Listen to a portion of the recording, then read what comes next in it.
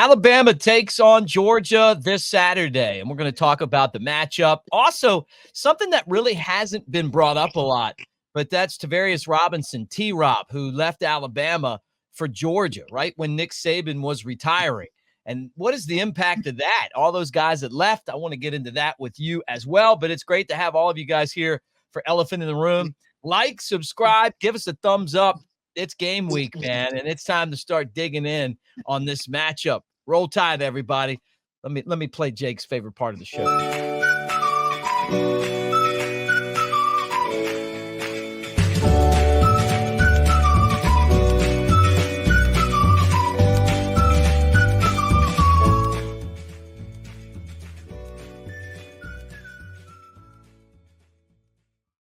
All right, there he is, Jake Coker, the national championship quarterback. I'm Mick Gillispie. Thanks for hanging out with us at Broadcaster Mick on the socials.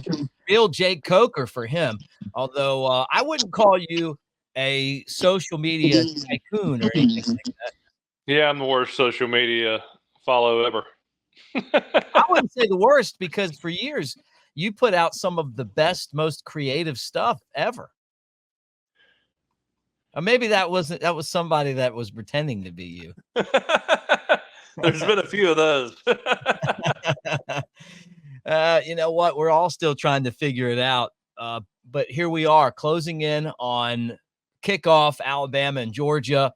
This is the show where we're really going to dig into this and talk about Alabama and Georgia. All the recruits are going to be in town. I mean, this is 5 stars, high 4 stars. Some of the biggest recruits in the country are going to be there to see this game.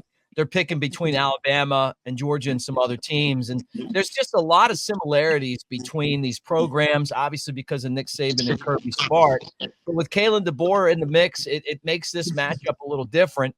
Alabama's won a lot of games.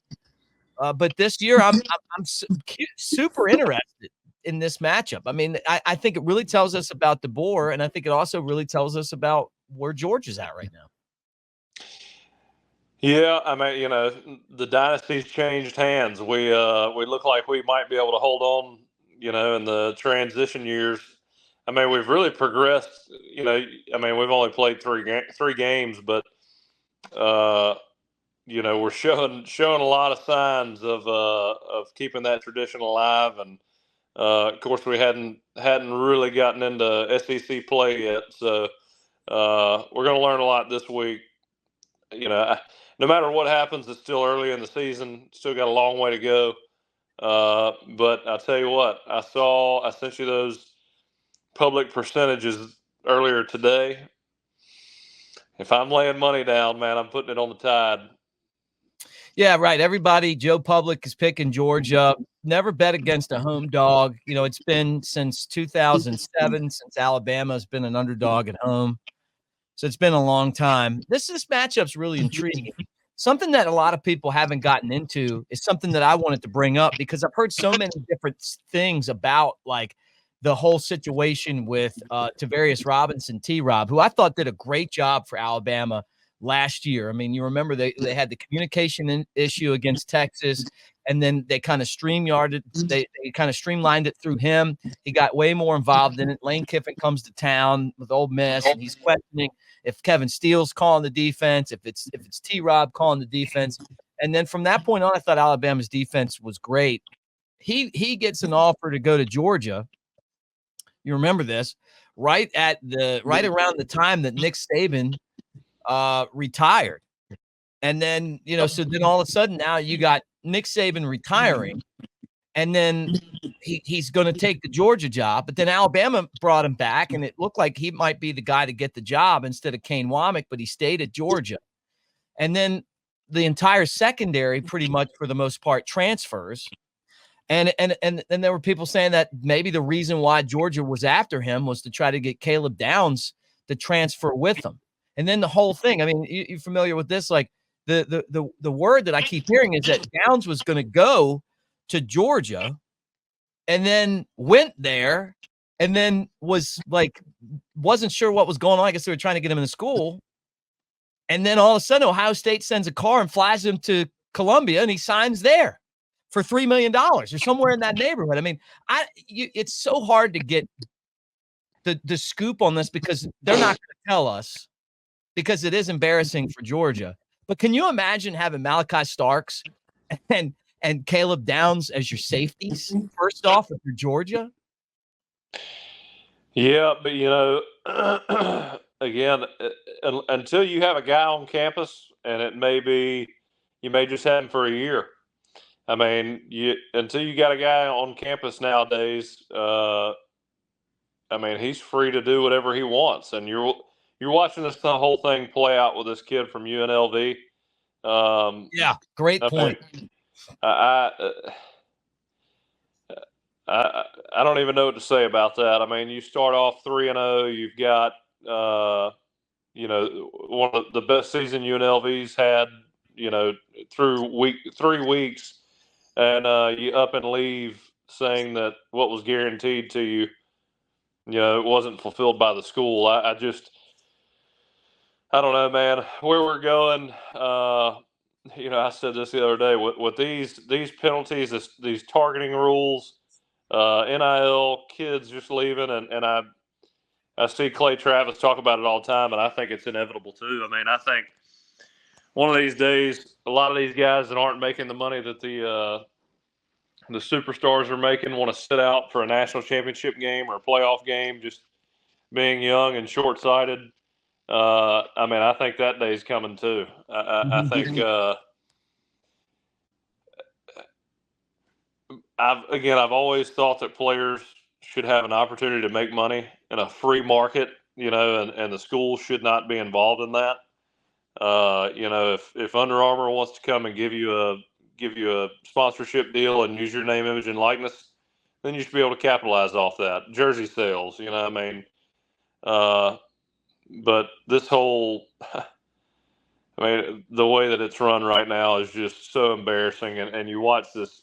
I don't know who's in this quarterback's ear at UNLV, but I mean, the short-sightedness of leaving early, and he is, I mean, call it what it is. He's quitting on his teammates. I mean, if ends aren't meeting, the way that you thought they would in terms of the guaranteed money, I guess, that they offered, I mean, play the rest of the season for your teammates and figure it out after the year. I mean, if it's something you can't get over, leave. But to just hang your teammates out to dry, I don't know. I mean, I guess we're just so far away from what football teaches now in terms of character and respect and unselfishness. And look, I mean, again, I work right now. I don't work for free.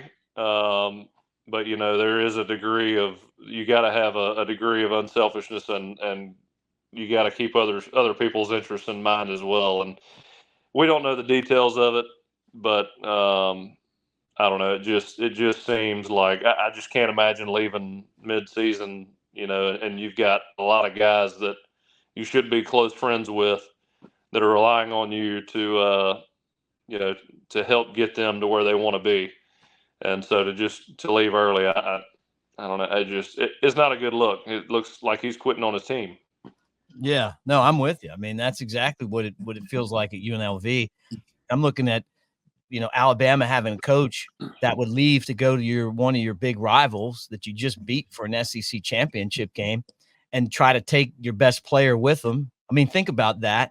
And then the funny part is that Georgia thought they had him. Remember, the reports were coming out like it was a done deal. And then all of a sudden it got real quiet. And then he pops up at Ohio State. What? I mean, how embarrassing for Georgia. You're like, you know what I'm saying? Like you thought you had him. And I like him better at Ohio State. I'll be honest with you. The whole that watching that secondary go to all the rivals that Alabama has, Auburn and Ole Miss and Georgia. You guys got Pope at Georgia, but you didn't get the guy Downs, right? But you tried hard. So it's so funny. I mean, just thinking about Kirby jumping through all these hoops, try to get this guy in, thinks he's on campus, and he's flying to and think about this. That'd be like, I mean, it really does show you that it's the Wild West. I mean, look, there's a guy on another campus. They're trying to get you into classes, and you just send a car and a plane, allegedly, pick him up, fly him to Columbia, and then you just pay him more money. He's like, hey, you're here now. And I wouldn't be surprised if he didn't transfer back to Alabama one day. I don't know all the details, but I mean, That's what the story is. To me, it's going to be more embarrassing for Ohio State if they don't, win immediately now when they've got the checkbook that they've got. It is what it is. Stories like that, when you can just pay guys, they're not really, if he was picking a school just organically, of course I guess he'd still be at Alabama. I don't know. That I don't, if Coach Saban's still there, he's still at Alabama, but, if he's opening up his recruitment and doing it, the old school way, he's going to Georgia. But obviously, Ohio State comes in with, a pretty strong offer and just, rips them right away from the grasp of Georgia. So funny to me, man. It's so funny. Like that. The funny thing isn't that Ohio State spent $30 million or whatever on players. The funny thing is when you're doing all the work and you think you got it in the bag, and then all of a sudden, you got everything lined up. You went and got you got the coach from your arch rival that keeps beating you, and then you think you're getting their best player, a freshman All-American, and then just when you thought you had him, rug ripped out from you. And that's this world, man. I mean, look, it could happen to other teams too, but it's going to happen to us. I'm glad it happened to Georgia. It's going to happen. Oh God, baby. I hate to break it to you, it's going to happen to us too. I know. Is there a right way or a wrong way to even do this stuff, though, Jake? I mean, I guess it really isn't, right? Because it's like, it is what it is. Well, there's a right way to do it, but the law gets in the way. I mean, it is what it is. I mean, it's. I don't see. You see all these nice athletic facilities. The players have everything taken care of. We keep going down this road. And look, I know there's a lot of money being made by these schools due to athletics, but again, that money is reinvested into coaches and facilities and support staff. And you see some of these NFL facilities. They're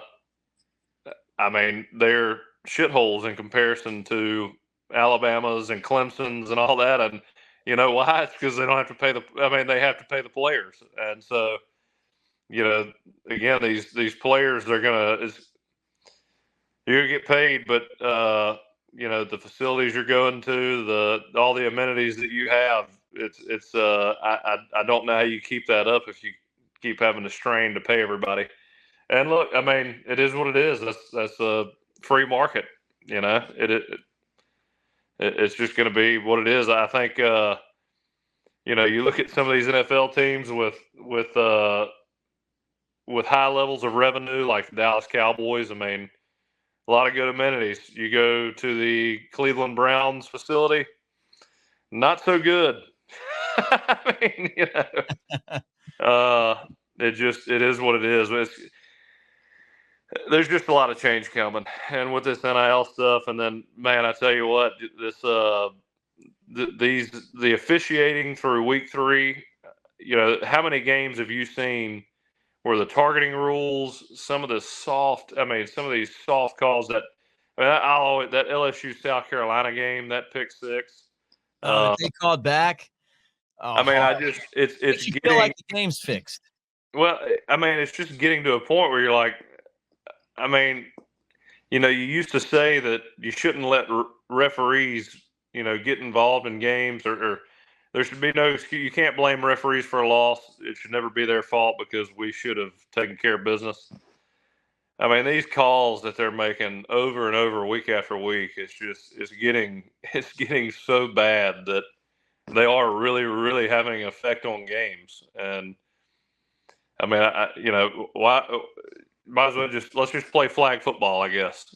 Again, at some point, some of these guys are making textbook tackles in the situations they're in, and they happen to hit some guy in the helmet, and it is what it is.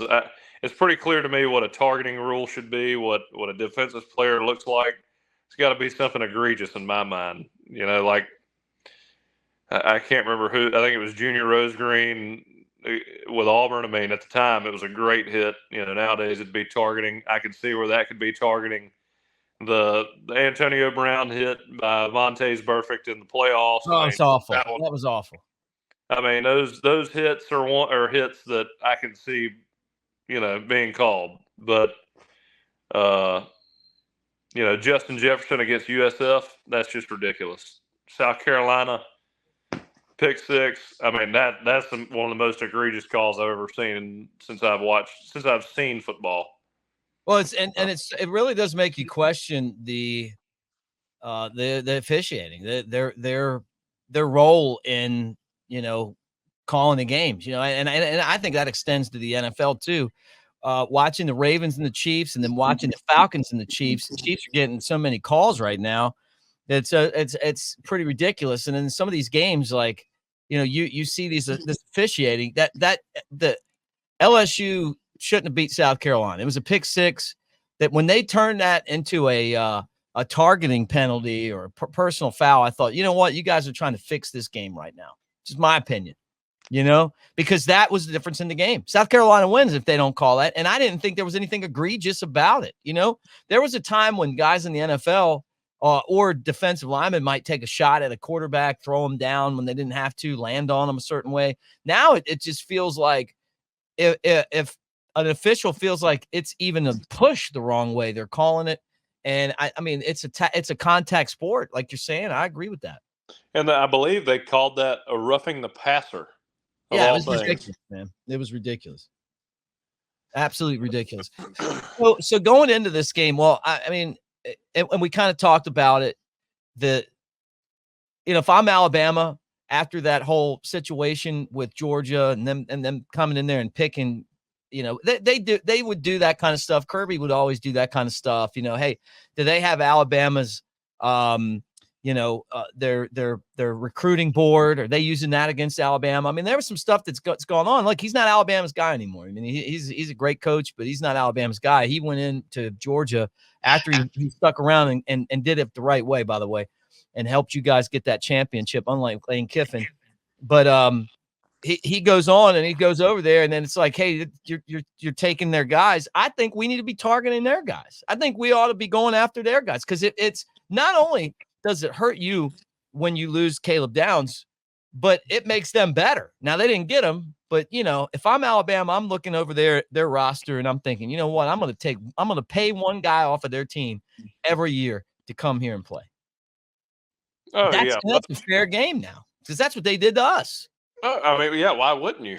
I mean, again, that's the world we live in now. It's just, I mean, it's grimy. It's, of course, look, recruiting in college football has always been, I mean, whatever it takes, I mean, that's just the way it's always been. But, nowadays it can be publicized, and you might as well, again, if you're going to poach guys, poach them out of your conference, Exactly. I mean, take them all. I saw Lane's comment about Hugh Freeze coming in and taking, coaching staff. He's Hugh Freeze taking the coaching staff. Now Lane said something today about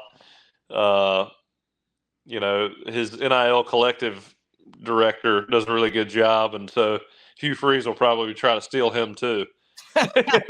Hey, the funny thing about Lane is now that Hugh Freeze is injured, like he's like a deer that didn't, you can get a direct shot on him, but he's definitely wounded. Oh yeah, you can follow the blood trail and get him. There's blood in the water down on the plains. Lane's going to be trying to jump in on that. Yeah. It's like when Jimbo and Coach Saban are going after each other. I mean, Lane without being malicious, but it was indirectly malicious, making jokes or making comments about Jimbo and and him Yeah, having more NIL money than anybody else and buying guys. And yeah. Well, if well.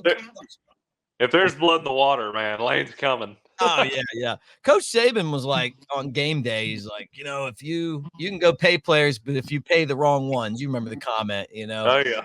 I don't think that's the case for Ohio State. I mean, they went and got Judkins from Ole Miss, and then they ended up getting obviously Caleb Downs from us. I mean, those are two of the best players in the SEC. I mean, if you got $30 million to spend and no one else has that kind of NIL money, I mean, you should be able to buy yourself a championship.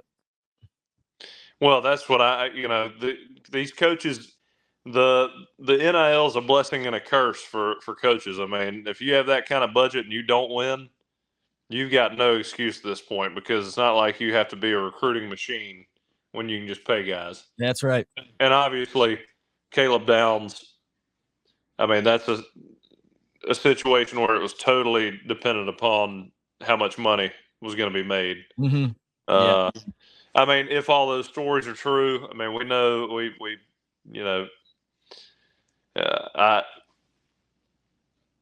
I think there's some validity to that. I don't know all the details, so I hate to comment too much, but I feel like there's at least some meat on the bone to that story, and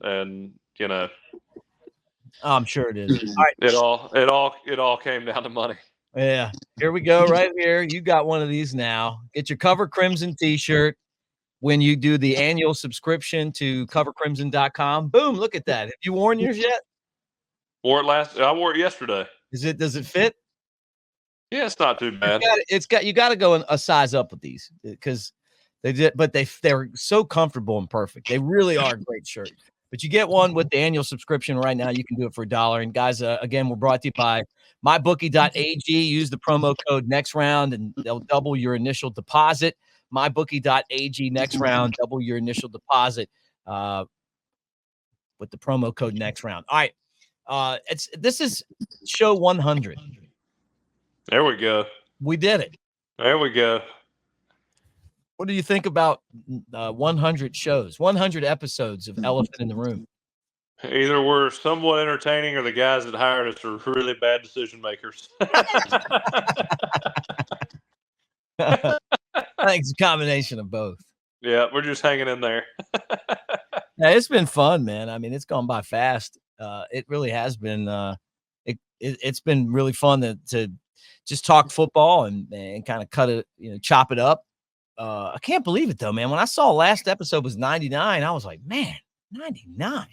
That's flown by. I mean, yeah, well, hell, we're right at a year, but I wasn't sure if we'd be doing it over the summertime. Just kept on going.